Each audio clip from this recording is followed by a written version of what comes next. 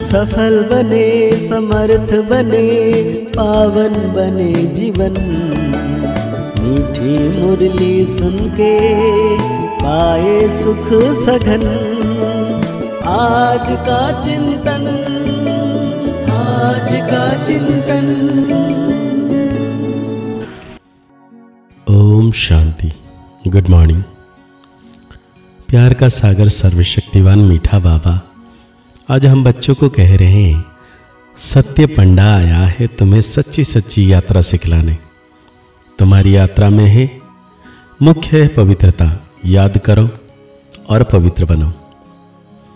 साथ में बाबा हम बच्चों को पूछ रहे हैं, तुम मैसेंजर व पैगंबर के बच्चों को किस एक बात के सिवाय और किसी भी बात में आर्ग्यू नहीं करनी है। बाबा कहते हैं तुम मैसेंजर के बच्चे सबको यही मैसेज दो कि अपने को आत्मा समझो और बाप को याद करो, तो इस योग अग्नि से तुम्हारे विकर्म विनाश होंगे। यही अनाव रखो, बाकी और बातों में जाने से कोई फायदा नहीं। तुम्हें सिर्फ सभी को बाप का परिचय देना है, जिसे वह आस्तिक बने। जब रचना बाप को समझ लेंगे और रचना को समझने में सहज हो जाएगा। बस रचता बाप को समझना जरूरी है। तो बाबा ने बहुत प्यारा सा गीत याद किए हैं, हमारा तीर्थ न्यारे हैं। बाबा कहते हैं सच्चा पंडा और हम उनके बच्चे हैं जो वो सच्ची तीर्थ पर जा रहे हैं। यह है झूठ खंड अथवा पतित खंड। अभी सचखंड व पावन खंड में जा रहे हैं। मनुष्य यात्रा पर जाते हैं ना, कोई कोई खास यात्राएं लगती है जहां पर कोई कभी भी जा सकते हैं। यह भी यात्रा है। इसमें जाना तब होता है जब सत्य पंडा खुद आए। वो आता है कल्प कल्प के संगम युग पर। इसमें ना ठंडी ना गर्मी की बात है, ना धक्के खाने की बात है। यह तो है याद की यात्रा। उन यात्राओं में सन्यासी भी जाते हैं। सच्ची सच्ची यात्रा करने वाले जो होते हैं वो पवित्र रहते हैं। तुम्हारे में सभी यात्रा पर हैं। तुम ब्राह्मण हो, सच्चे सच्चे ब्रह्मा कुमार कुमारियां। बाप पूछते हैं कौन है जो कभी भी विकार में नहीं जाते हैं। पुरुषार्थ तो जरूर करते हैं। मनसा संकल्प भला ये मुख्य है ही विकार की बात। कोई पूछे निर्विकारी ब्राह्मण कितने हैं आपके पास, बोलो। यह पूछने की जरूरत नहीं है। इन बातों से आपका क्या पेट भरेगा। तुम खुद यात्री बनो। यात्रा करने वाले कितने हैं इस पूछने से कोई फायदा ही नहीं है। ब्राह्मण तो कोई सच्चे भी है, कोई झूठ भी है। आज सच हैं, कल झूठ बन जाते हैं। विकार में गया तो ब्राह्मण नहीं ठहरा, फिर शूद्र का शूद्र हो गया। आज प्रतिज्ञा करते कल विकार में गिरे असुर बन जाते हैं। अब ये बातें कहां तक बैठ समझाएं। इनसे पेट तो नहीं भरेगा, मुख मीठा नहीं होगा। यहां हम बाप को याद करते हैं और बाप की रचना के आदि मध्य अंत को जानते हैं। बाकी और बात में कुछ रखा नहीं है। बोलो, यहां बाप की याद सिखाई जाती है और पवित्रता है मुख्य। जो आज पवित्र बन फिर अपवित्र बन जाते हैं तो वो ब्राह्मण ही नहीं रहा। वो हिसाब कहां तक बैठ तुमको सुनाएंगे। ऐसे तो बहुत गिरते होंगे माया के तूफान में। इसलिए ब्राह्मणों की माला नहीं बन सकती है। हम तो पैगंबर के बच्चे पैगम सुनाते हैं, मैसेंजर के बच्चे मैसेज देते हैं। इसलिए अपने को आत्मा समझ बाप को याद करना है। बाबा बच्चों को युक्तियां बतलाते हैं कैसे युक्ति से जवाब देना चाहिए। एक बाप का ही परिचय देना है जिससे मनुष्य आस्तिक बने। पहले जब तक बाप को नहीं जाना है तब तक कोई प्रश्न पूछना ही फालतू है। ऐसे बहुत आते हैं, समझते कुछ भी नहीं है, सिर्फ सुनते रहते हैं, फायदा कुछ भी नहीं। बाबा को लिखते हैं 1000 2000 आए, उनसे दो एक समझने के लिए आते रहते हैं। फलाना फलाना बड़ा आदमी आता रहता है, हम समझ जाते हैं। उनको जो परिचय मिलना चाहिए वो मिला नहीं है। पूरा परिचय मिले तो समझें, यह तो ठीक कहते हैं। हम आत्माओं का बाप परमपिता परमात्मा है। वो पढ़ाते हैं, कहते हैं अपने को आत्मा समझ, मुझे याद करो, यह अंतिम जन्म पवित्र बनो। जो पवित्र नहीं रहते हैं वो ब्राह्मण नहीं, शुद्र है। लड़ाई का मैदान है, झाड़ बढ़ता रहेगा और तूफान भी लगेंगे, बहुत पत्ते गिरते रहेंगे। कौन बैठे गिनती करेंगे कि सच्चे ब्राह्मण कौन है।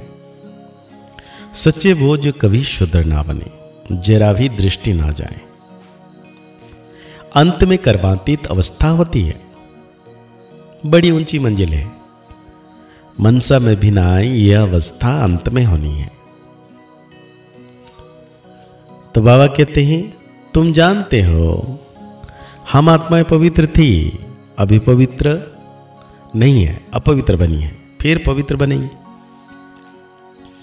यही में से सबको देना है।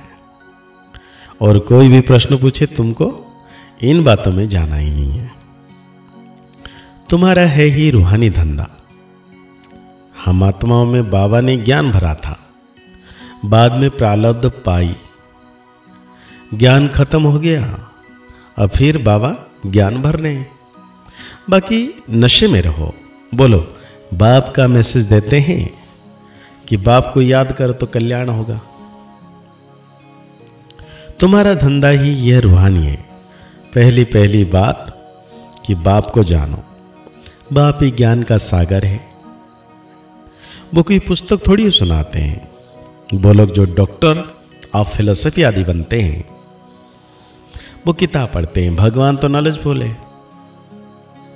उनको सृष्टि का आदि मध्य अंत की नॉलेज है।